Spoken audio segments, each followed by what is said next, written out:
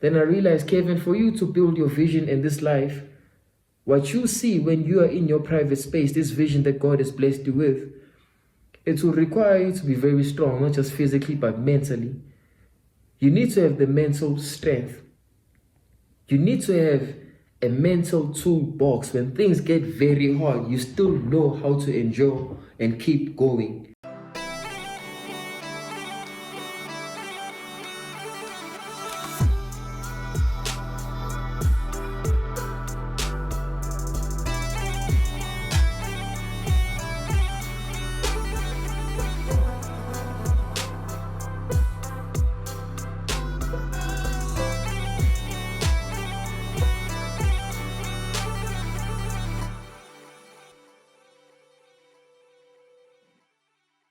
As you're watching this video, you're probably thinking to yourself, man, Kevin, that's just a bunch of work. That's just too much work, man.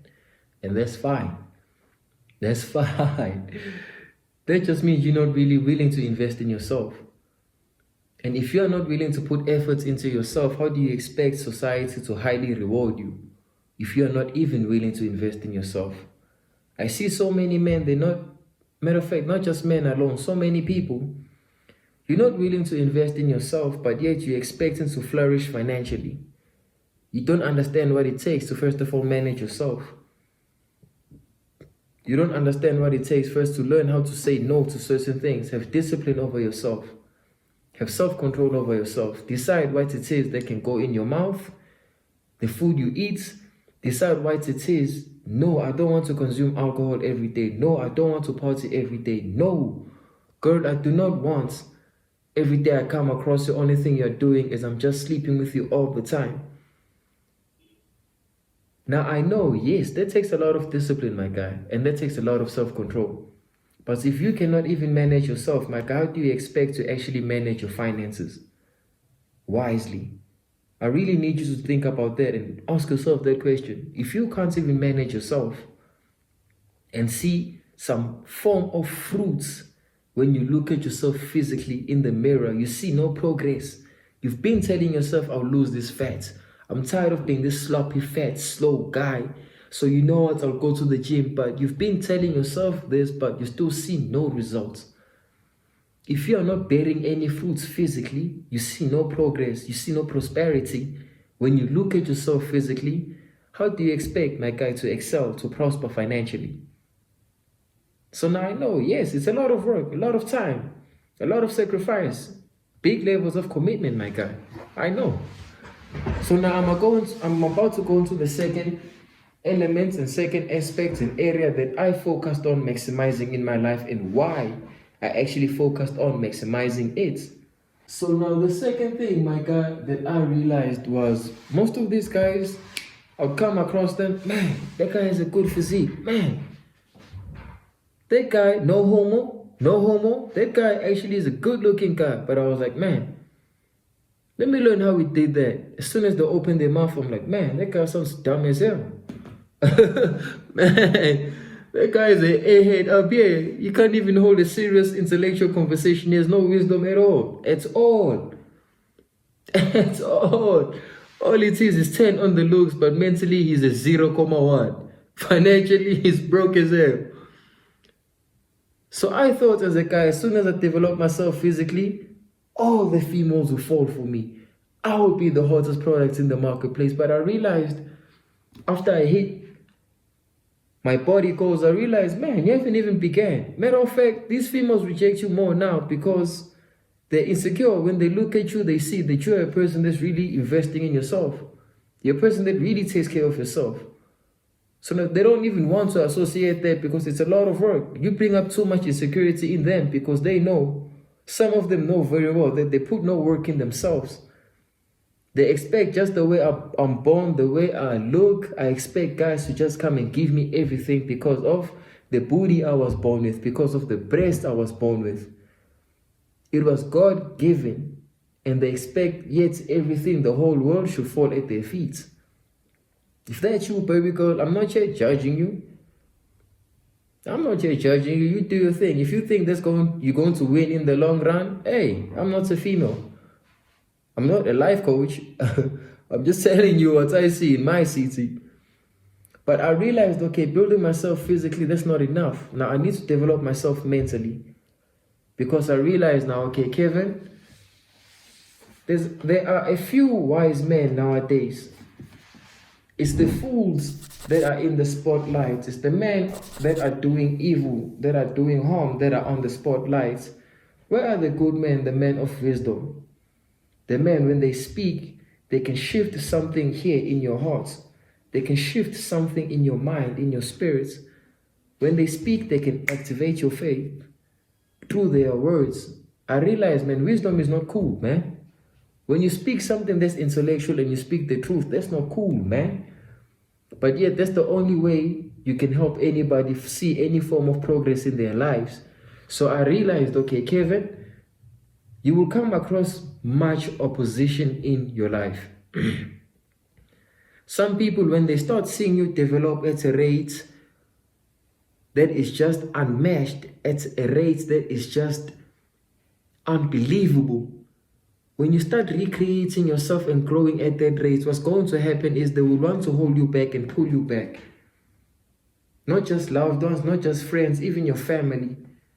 Because now they want you to become the Kevin that they see in their minds. The Kevin that they had plans for, but God has other plans for you. And now you cannot listen to man's word. You need to focus on listening to what God says to you and do that and be obedient. So I realized as I started developing myself at this rate and recreating myself, it's as if I came across so much opposition. I came across so much negativity. I came across so much people just wanting to shut doors, trying to discourage, trying to tear down what it is I'm building. Then I realized, Kevin, for you to build your vision in this life, what you see when you are in your private space, this vision that God has blessed you with, it will require you to be very strong, not just physically, but mentally. You need to have the mental strength.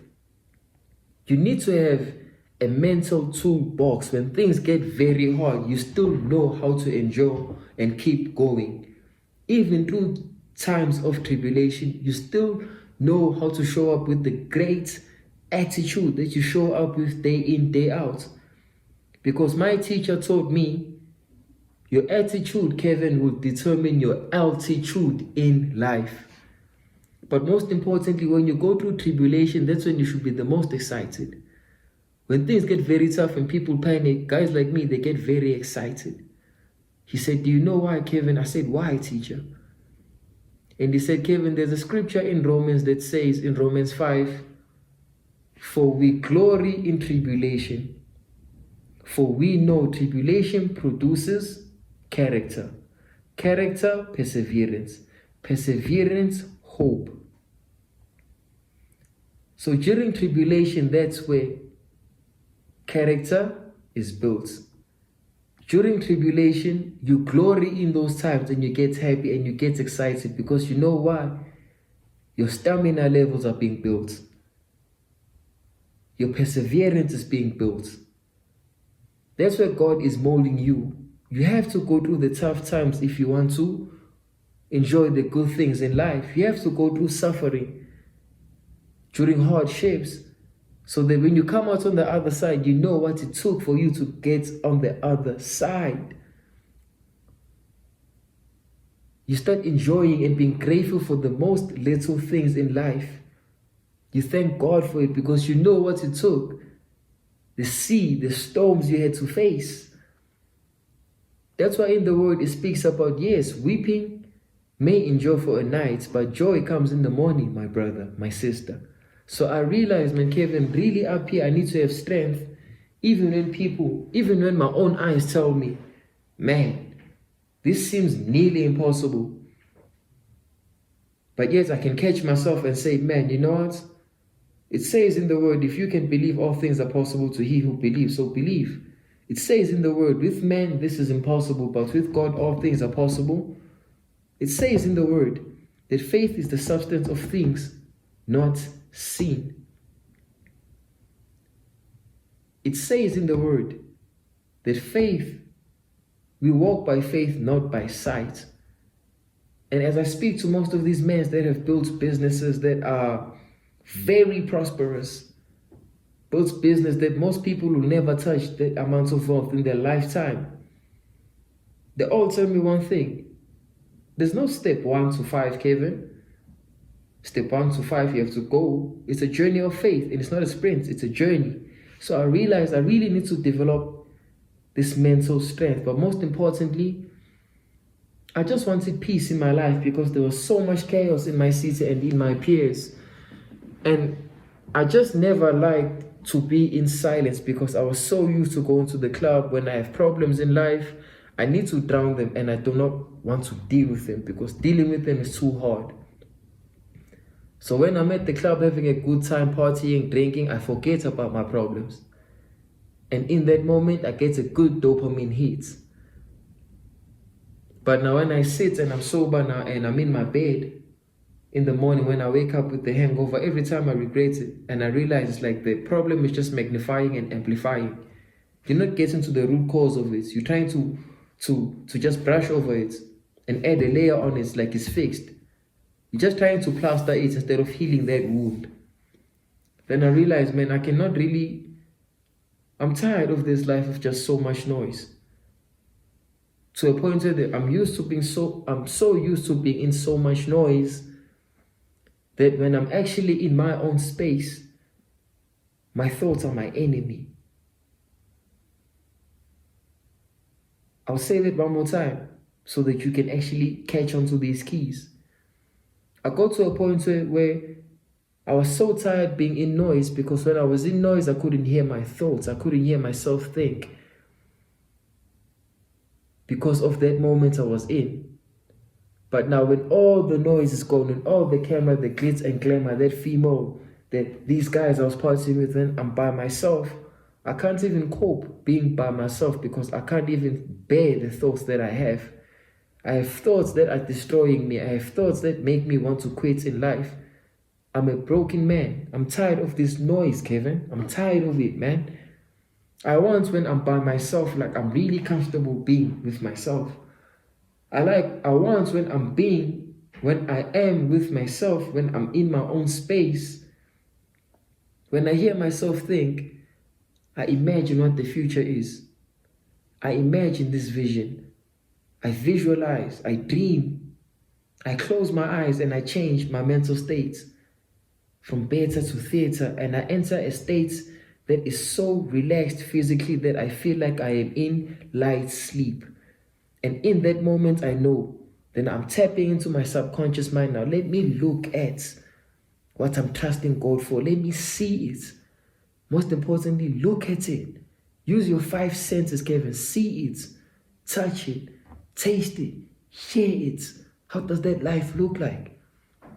And if you can see it, it's only a matter of time before it comes to you. And you stay in that frequency. You stay in that mind state. Because now you are already living that life. By the time it comes, I already expected I'd end up here. Because when I closed my eyes, I saw it so many times. I knew I'd end up here. I'm not shocked I'm here. I'm actually grateful because I asked for it and the Father gave. And God gave. I was reading today in the book of John. It's so good, my God, where Jesus is teaching the disciples and he tells them, ask the Father in my name and he will give it to you. Ask the Father using my name and you shall receive it. Matthew 6 verse 33, my God, it says, but seek first the kingdom of God and his righteousness, and all these things will be added unto you. Do you know the story of Solomon? King Solomon. My God, that's such a very good story. Do you know who the wealthiest king was back in the biblical days, back in the ancient days? King David, my God, you know the story of David and Goliath? The king back in those times said, any man that defeats this giant, this Goliath, him I will give riches, him I will give tax benefits, him I will give my own daughter. And the king gave David an armor to wear, but when David wore that armor, like he just felt heavy. And he realized, man, I'm not myself wearing this armor. It was made of bronze. It was made of special, precious metals. But he realized this just feels heavy for me. This is not me. So he actually took it off and he said no to the king. Can you imagine back in the day saying no to the king? That's you asking for death. He said no. Just took up his own slingshots and a stone. Was courageous. Was a man of faith. And he stood there, my guy, in front of the giant, and he slayed the giants. Eventually, he ended up becoming the father of a nation, a king of a nation. Then he had a son. His son was King Solomon. King Solomon, my guy, in the book of Proverbs, if you are allergic to wisdom and you are allergic to the truth, you do not know what wisdom is. But the people that have built monumental things that serve society, that progress society, they know you need wisdom. Some people, they try to hide this wisdom so that people don't get the keys and this information so that they can build their life, their dream life. But with God, my God, you need to understand. Wisdom, my God, when you seek after God, you do receive knowledge. He gives you wisdom, he gives you understanding. Then now King Solomon, my God, now this is the story. When I heard this story, it was so good, my God. It said, so while the king was sleeping, while he was resting in his sacred space where he was resting, while he was in his dream states, the father came to have a conversation with him. And he said, my son, what do you want? What do you want me to give you? Do you want more wealth? Do you want kingdoms? Do you want more land? What do you want? And all he said is, Father, please give me wisdom. Please give me wisdom. Because through wisdom, you can build kingdoms. Through wisdom, you can build wealth. Through wisdom, you can acquire many things that many men will never touch and ever acquire and ever build. Now, why am I telling you this, my guy? Because now, up here mentally, you need to develop your intellect, my guy. It's not just about being the smartest guy ever. I don't care if you have a doctrine. You are Doctor Who, Doctor That. I don't care, my guy, you have 55 degrees, 60 degrees, my guy. Book skills alone, book smarts alone are not enough, my guy, to build a monumental thing. You need wisdom. Yes, knowledge is good, but now you have to go apply that information. Only through application, my guy, can you get to see and learn even more than the books you are reading. And as you apply this knowledge, my guy, you get to see wisdom. You get to see what works, what doesn't work. You get to discern certain things. And as you can see what works, what doesn't work, now you're becoming more wise. You know how to navigate. And most importantly, you start to have understanding. That requires you to do what? To develop yourself up here. I had to teach myself, okay, Kevin, I want to maximize so much, my guy. I want to have the kind of clarity that this vision is so clear that whatever is here, my current circumstances, I don't care. What they say, what she says, what they think, I just don't care. Because my vision is so clear, I know very well where I'm going to end up a decade from now. It's so clear, it's crystal clear. Matter of fact, it's 3D clear, my God. It's 10-dimensional clear. If 10D even exists, my God. But that's how clear it is. I just wanted clarity, and as I could clearly see it, crystal clear, I could see this vision. And I know where I'm going to end up. Then I just asked, okay, now Kevin, Father, please give me the focus I need to acquire that, to build that. Then I started building my focus, my guy. I will build my focus through doing things like just sitting in silence and learn how to focus on a certain thoughts. I'll sit up outside in nature and I'll teach myself, Kevin, just focus on the sound of this tree. Kevin, sit outside in nature, close your eyes. Listen and focus on the sound of this air.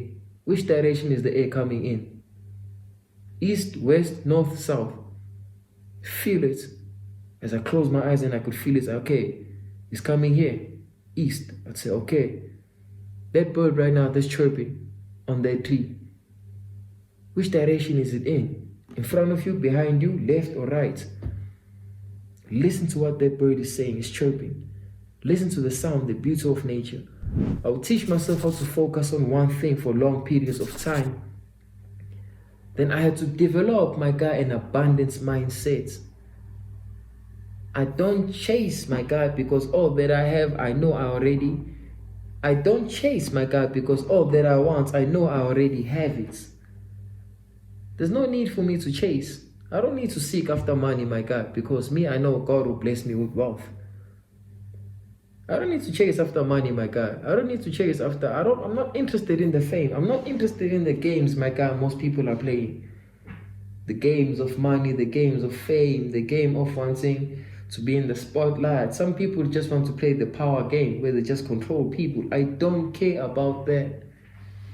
I really don't care. I just don't care about that. I'm not interested in those games.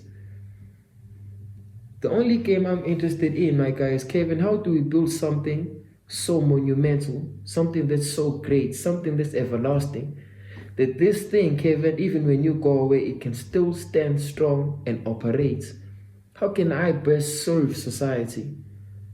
How can I build something when people look at me, this machine, this organization, I can use it, Kevin, to carry on building God's kingdom, expand God's kingdom. Build God's kingdom. How can you do that, Kevin? How can I build something that's so monumental, so great, that I can solve the problems that government are not willing to solve, because government no longer wants to serve the people, they want to serve themselves. Politicians no longer want to serve themselves, no longer want to serve the people. Politicians now want to serve themselves. They just want to eat and eat and eat and eat and leave the people starving. But now how do I build something like that? That requires you to have a different kind of focus. It requires you to have a different kind of mindset. Your thoughts need to be wealthy and very rich before your pockets become rich, before your pockets become wealthy. I want to be wealthy in all aspects of my life. When I wake up, when I look at myself in the mirror, when it comes to my health, I'm very wealthy. Why? Because I know as I take care of my health and I take care of my body, it's like I'm buying time back. By the time I'm 70, I will look like I'm 50. Right now, my God, I kid you not, I'm legit 23. People think I'm 30 years old, or 33 years old. By the time I'm 30, 40, I want by the time I get older, my God, I reverse in time. I can buy back my time. Even when I'm 52, I look like a 30 years old. I kid you not, there are men I know that are in their 60s, they look like they're in their 30s. And I always ask them, what's the key? What did you do that's making you look like this young, this fresh, this energetic, still filled with life and fire and hunger? Then they tell me, Kevin, it's just doing what you're doing, prioritizing my health above everything, prioritizing my peace above everything. Seeking God first in all that I do. So now as I maximize, my guy, myself, mentally, then I realize, man, but that's not really enough, Kevin. That's not really enough.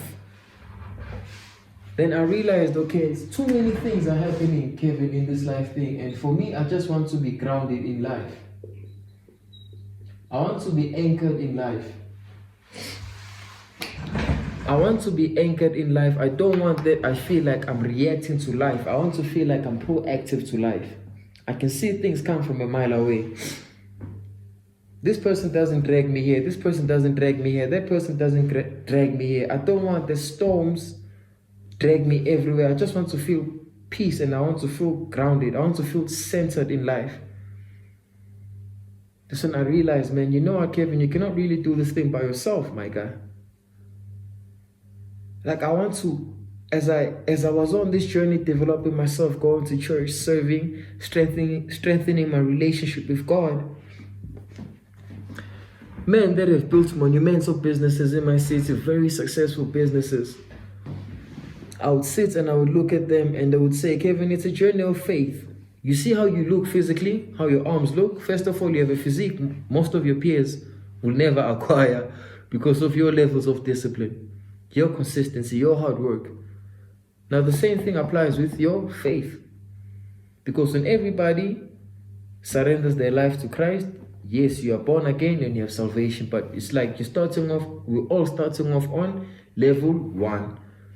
Now, it's through your actions and your decisions, you choose whether do you want to elevate each level and strengthen your levels of faith, Or you choose, you just want to stay here? Because faith and doubts cannot operate, my guy, in the same thing. They always used to tell me, you can't have faith and still be doubting God. You're being a double-minded man. Faith means you're fully persuaded. You know that God will do this. If he gives you his word, he gives you a promise, he shows you a revelation, you know he will do this. It's just a matter of time. And understanding it's not on my timetable or my schedule, it's God's time. 7 minutes in heaven can be 7 years here on earth. Time here is not the same as in the Father's home. So now, okay, as I realized that, I was like, okay, Kevin, for me, I just want the truth. Because nowadays, many people, they're telling me facts, they're telling me opinions, they're telling me how they feel, but they're not telling the truth. And when they tell the truth, it's as if some people are speaking the half truth. They are speaking truth that wants to serve their own beliefs. And for me, I just wanted truth that is a foundation of life. Truth that the word is the same today as it was yesterday,